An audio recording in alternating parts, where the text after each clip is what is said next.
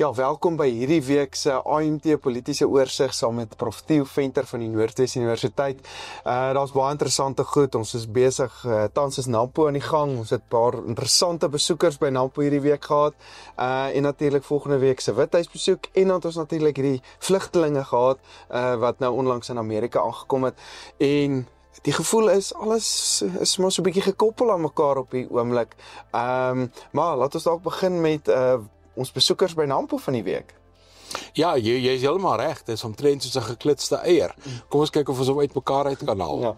Ja, ek was ook by NAMPO. Ek was baie beïndruk. Die omvang, die 2,5 ure op die pad om daar te kom. En dit is vir almal maar 'n uitdaging. Ek het selfs gedink daar is 'n besigheidsgeleentheid in terme van NAMPO. As jy nou ry tot by die Klerksdorp se lughawe en iemand sit daar 'n helikopter neer en hy doen shuttles van daar af NAMPO toe. Ja. Ek dink ek sal daar tot die van Potchefstroom is. Tot die van Potchefstroom. Ja. Dis baie vinniger en dan is jy van die paaie af. Ja. Maar dit nou daar gelaat. Ja, daar was interessante besoekers. Die innoverende goed het my beïndruk. Die omvang van die trekkers en die implemente en die tegnologieë. Porsche het kom uitstaan. As Porsche NAMPO toe kom, dan moet jy weet, NAMPO begin nou op 'n sekere vlak kom waar baie belangrike ouens kennis neem. Ja. Ons weet John Deere is nou al lankal daar en ons weet nou al die ander ouens wat daar is, maar Porsche het my beïndruk. Maar Porsche pryse is nie, is nog goedkoop in vergelyking met van die trekker se pryse. Ja, of daai Ineos wat lyk soos 'n Land Rover. Ja. Maar dis 'n wonderlike geleentheid en die hoeveelheid mense, die vriendelikheid. Iets wat my opgeval het, is die hoeveelheid jong mense wat ek sien loop het. Skole wat kinders bring. En dan natuurlik die hoeveelheid VIP's, die baie belangrike persone wat kom besoek het. En jy het dit in jou inleiding gesê, op die eerste dag was die president daar aangekondig. Ek dink dit was doelbewus. Hy sê hy's daar as 'n boer en nie as die president nie. Op dag 2, dag 3 was die adjunkt-president daar as adjunkt-president. Ja. Saam met Dean McPherson sien ek die minister van infrastruktuur. Daar is 'n hele aantal MEC's wat gekom het. Ek het 'n jaar of 2 gelede ons eie premier van die Noordwes daar gehad en ek het na die tyd het hy vir my 2 goed gesê. Ek het eintlik vir hom gesê, premier, jy moet saam met my kom. Maar los jou hele optog by die huis. Jy en jou drywer. Julle kom alleen. En hy het dit gedoen. En ons het deur alles geloop. Die mense het my gegroet, maar nie hom nie, want onthou nou, as 'n politikus wat nou nie 'n bekende gesig het nie, sien niemand hom raak nie, weet, hy is maar net nog iemand wat daar rondloop, en hy het dit baie waardeer. En toe ons nou ry, toe sê hy vir my 2 goed sê. Die een is, hy het nie geweet, dit is so groot nie. En die tweede ding is, ons het bekende Johan Willemse daar raak geloop, en 'n paar ander ouens, en Pieter Taljaard was nog in beheer van dinge, en ons het bietjie met hom gepraat oor landbou. En die tweede ding wat hy vir my gesê het, ek het nie geweet, landbou is so kompleks, en die risiko's is so groot nie. Nou dit is wat jy in jou program, en met jou marktendense en goed doen, is om uit te wys, wat die risiko's is, en hoe 'n mens eintlik vooruitskouend moet werk, moet hierdie goed om die risiko te probeer mitigeer of te bestuur. Maar kom ek kom by die politiek uit. Ek dink Ramaphosa het daar aangekom, want landbou is 'n sleutelkomponent van die gesprek wat volgende week, van die 19de tot die 22ste, gaan plaasvind by die Withuis. Ons weet nie presies op watter dag nie, maar het Donald Trump se aandag. Dis belangrik, ons as dit by die huis bly, gaan op die 21ste die 3de keer hoor hoe die begroting lyk. Maar ek dink die begroting gaan die keer aanvaar word sonder dat Ramaphosa by die huis is. Die tweede ding wat belangrik is dat landbou en AGOA is deel van die gesprek met die Amerikaners. Ek dink AGOA lê op sterwe. Ek wil nou nie onnodig pessimisties wees nie, maar ek dink ons moet nou al dink aan handel met Amerika verby AGOA. Ons moet begin dink aan 'n bilaterale verhouding met die Amerikaners en ek het 'n idee dit is wat op die tafel gaan wees. Want die groot vraag wat ons nou het oor die gesprek met die Amerikaners is, gaan die gesprek oor die 49 vlugtelinge? Gaan die gesprek oor Suid-Afrika se verhoudinge met Amerika en om dit op 'n beter voet te kry? Gaan die gesprek oor Oekraïne en Rusland, want onthou ons was daar ook betrokke. Of gaan die gesprek 'n uittrapsessie wees wat Donald Trump gaan hê met Cyril Ramaphosa? Dis alles vrae wat 'n mens het oor die vergadering. Ja, hy het genoem van volksmoord en genocide wat hy genoem het van en dan natuurlik die rasseverhoudinge en al daai tipe goed. So dit is seker ook 'n klomp wat verseker ook in hierdie gesprek gaan opgelig word. Ja, en hier die feit dat jy dit noem, maak 'n baie belangrike ding oop en dit is baie keer meeste van ons het 'n persepsie oor iets. Daar's 'n feitelike situasie, maar jy het 'n beskouing oor wat is die feitelike situasie. Ons noem dit 'n persepsie. Donald Trump het 'n bepaalde persepsie oor Suid-Afrika en ek het so 'n bietjie gaan kyk na die geskiedenis. Hier van 2013 af begin hy al te praat oor Suid-Afrika onder andere. Aanvanklik sê hy het 'n groot bewondering vir Mandela, maar misdaad is besig om hierdie land ten gronde te laat gaan. Ek dink nie baie van ons sal verskil met daai standpunt nie. So 'n jaar of 2 later, dan begin hy praat oor 'n baie gevaarlike situasie in Suid-Afrika en hy noem weer misdaad. Nog 'n jaar of 2 later, hier by 2018 rond, raak hy nou baie betrokke by die onteiening sonder vergoeding debat wat ook hier plaasgevind het om te sê dat die onteieningsding wat Suid-Afrika wil doen tesame met misdaad maak Suid-Afrika net nie 'n goeie plek om te wees nie. So sy siening van Suid-Afrika oor tyd raak al hoe meer negatief. En dan vir 'n periode van so 2 jaar is hy stil oor Suid-Afrika want hy is nie president nie en hy is ook nie in 'n veldtog nie. En dan hier in 2020 dan raak hy weer 2021 dan begin hy weer oor Suid-Afrika te praat en dan uiteindelik nou is hy's uitgesproke oor misdaad. Hy's uitgesproke oor onteiening, die onteieningswet wat nou aanvaar is en hy's uitgesproke oor die moorde op plase. En hy noem dit, hy het dit op die 12de Mei, het hy dit spesifiek gesê, genocide. Nou volksmoord is 'n geweldige aantuiging. En as 'n mens kyk na wat is 'n volksmoord, en dan gaan jy na Rwanda toe, en dan besef jy 'n volksmoord is wanneer iemand uitgewis word in een of ander politieke motief. Ons kan dink aan wat die Duitsers gedoen het in die Tweede Wêreldoorlog en daai soort van goed. En daar's baie ander voorbeelde van volksmoorde. In vroeër jare was dit 'n aanvaarde praktyk as jy 'n land oorneem hoe om van sekere mense ontslae te raak. In die moderne wêreld nie meer nie. So om 'n aanklag van volksmoord te maak is hewig. Ja. Nou is die vraag, wat gaan ons president doen wanneer hy nou in die Withuis kom? Gaan hy... My vraag is, wat gaan hy praat as jy nou na Zelensky se goed gaan kyk en daai gesprek, gaan hy iets kan sê, want Trump hou nie van hom iets gesê te word. En hy's nie 'n goeie luisteraar nie. Ja. Hy's 'n prater. En die vraag is, as jy hom nou gaan teregwys, en jy's nou Cyril Ramaphosa, gaan jy nie 'n soort van 'n Zelensky oomblik beleef? Want onthou, hy het 'n klein waghondjie wat langs hom sit, en die se naam is J.D. Vance. En hy kan enige iets sê op enige tyd. So 'n mens jy moet baie goed voorbereid wees. Dis hoekom ek dink seker een van die belangrikste besluite wat die president hierdie week, hierdie naweek en waarskynlik vroeg volgende week moet neem, as hy dit nie reeds geneem het nie, is wie gaan saam met hom? Hy moet die minister van landbou saamvat. So ek dink John Steenhuisen is in daai afvaardiging vir 2 redes. Dit is 'n besoek van een regering aan 'n ander regering. En ons regering se naam is die regering van nasionale eenheid. So dit kan nie net ANC wees wat Washington toe gaan nie. So ek dink Steenhuisen is op hierdie delegasie. Ek dink ons minister van Handel en Nywerheid is krities, Park Stow, hy moet daar wees.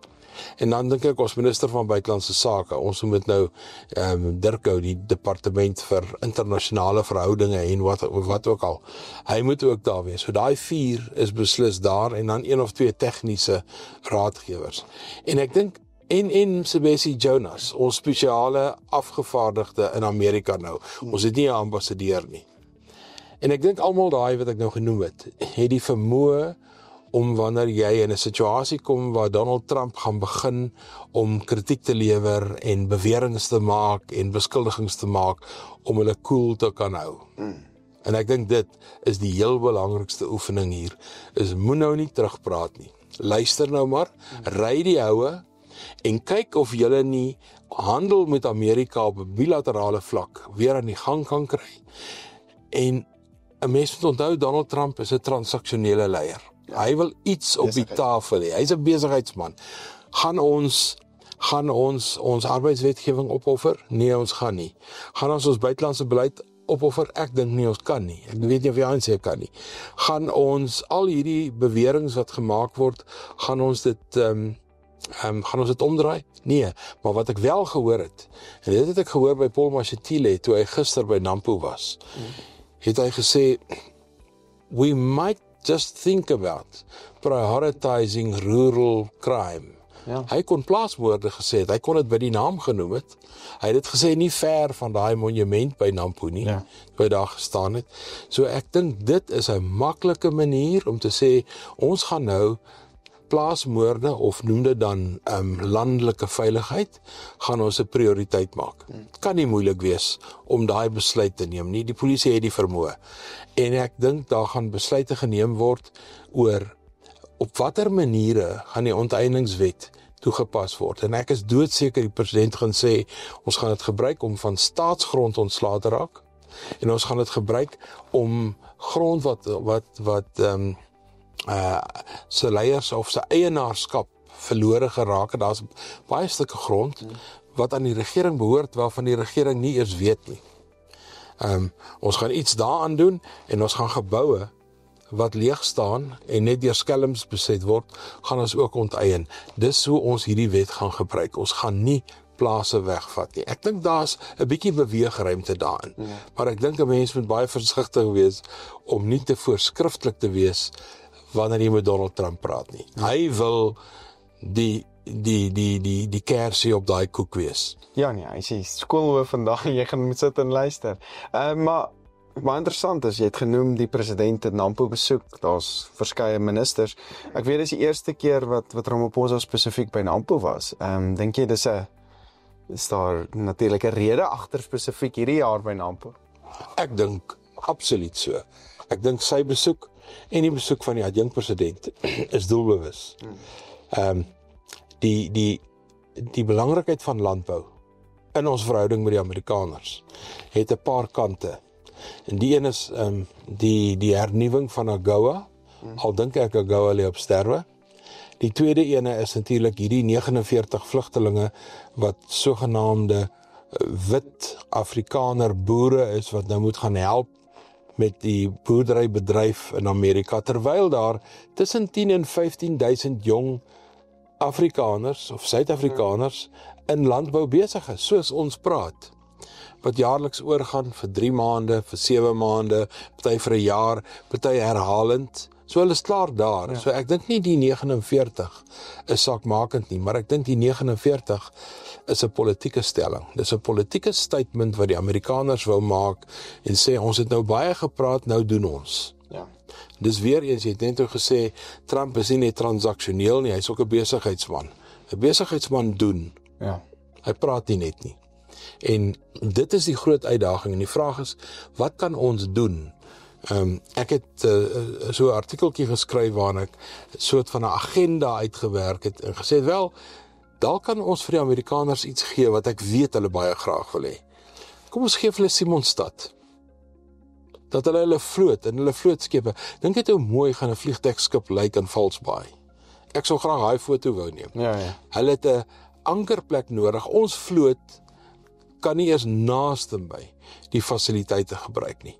En dit behoort vir die Amerikaners 'n interessante vasdraplek te gee, en dit behoort iets te wees wat ons verhouding weer stadig maar seker kan normaliseer. Maar as ek baie hard daaroor moet dink, dan dink ek is miskien 'n brug te ver.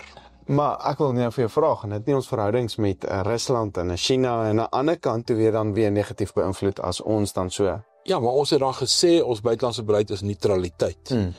En hierdie sal 'n goeie bewys wees. Ons het goeie handelsverhoudinge met die Chinese. Ons het goeie handelsverhoudinge met die Amerikaners, ons tweede grootste handelsvernoot. En ons het militêre verhoudinge met beide. Dis neutraliteit. Ja. Tot nou toe was ons neutraliteit 'n baie suidige soort neutraliteit. Met ander woorde, eensydig Chinees, eensydig Russies. Terwyl ons kan hierdie ding balanseer.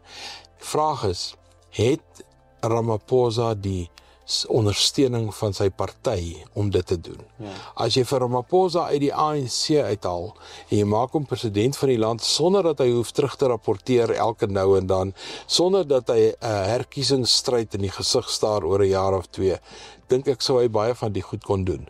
Maar ongelukkig is hy die leier van 'n politieke party en hierdie politieke party is nie baie gemaklik met ons verhoudinge met die Amerikaners nie, en ek dink dit gaan hom aan bande lê. Ja.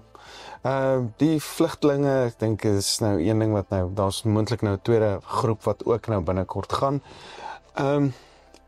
Is dit in die vlugteling is 'n groot woord as jy dit nou eintlik so kan sê. Ja, dit is moeilik om dit onder vlugtelingstatus te doen, maar jy het gesê dit is maar baie 'n politieke tipe gedrewe statement, as ek 'n Engelse woord sou kan gaan. Ja, hulle vlugtelingstatus is deur die Amerikaners gedefinieer. Dis nie 'n definisie van vlugtelinge in die universele sin van die woord nie. Ons weet hoe lyk 'n vlugteling. Ons weet hoe lyk vlugtelingkampe. Ons weet hoe lyk mense wie se huise vernietig is, wat nie kos het nie, wat nie klere het nie. Hulle loop in Palestina terwyl ek en jy praat. Dit is vlugtelinge. Hulle bly in Ethiopië, hulle bly in Kenia, hulle bly op 'n paar plekke in die wêreld. Wat gebeur in Suid-Afrika? Hier is ook vlugtelinge. Party mense reken hier's tot 5 miljoen vreemdelinge, vlugtelinge in Suid-Afrika. Wat doen hulle in Suid-Afrika? Hulle integreer in die plaaslike bevolking. Hulle bly in die townships. Daar's nie 'n enkele vlugtelingkamp in Suid-Afrika nie. So ons het 'n unieke manier om met vlugtelinge te werk tot nou toe. En hier kom 49 wit Afrikaners en hulle ontvang vlugtelingstatus. Terwyl Amerika op dieselfde tyd mense uit Amerika uitgooi, selfs mense se geboortereg vir hulle wil ontneem in Amerika, maar hulle laat Suid-Afrikaners toe 'n kort pad na Amerikaanse burgerskap. Dis wat vlugtelingstatus behels. Daar's geweldige teenstrydighede, maar ek dink nie ons moet in die tegniese goed kyk nie. Hierdie is 'n politieke besluit. Ja. En ek dink ons moet polities daarna kyk, en ek hoop dat die president dit ook hanteer as 'n politieke besluit wat die Amerikaners geneem het. En ek dink die korrekte reaksie van ons kant af is 'n klein bietjie introspeksie, eerder as 'n verdedigende houding, want dis wat ek hoor op die oomblik. Ek hoor baie sterk verdedigende ideologiese antwoorde. Ek sou dink as die president sou sê, weet die ouens, die punte wat die mense gemaak het, dat hulle persoonlike veiligheid, hulle veiligheid op plase, die moontlikheid dat hulle plase van hulle weggeneem word, ons gaan indringend na hierdie goed kyk. Want as dit die geval is daar groot probleme in die land. Ja, ek hoop wat jy vroeër gesê het, dat landelike veiligheid, want ek sal sê landelike veiligheid is nie noodwendig moorde op wit mense nie. Dit is oor die algemene veiligheid wat 'n baie groot probleem is. En ons hoop regtig uit hierdie gesprekke uit kan ons dan 'n groot fokus oor die algemeen op veiligheid, dalk my staat oor die algemeen baie positief beïnvloed. Ja, en onthou nou ons werk met persepsies hier.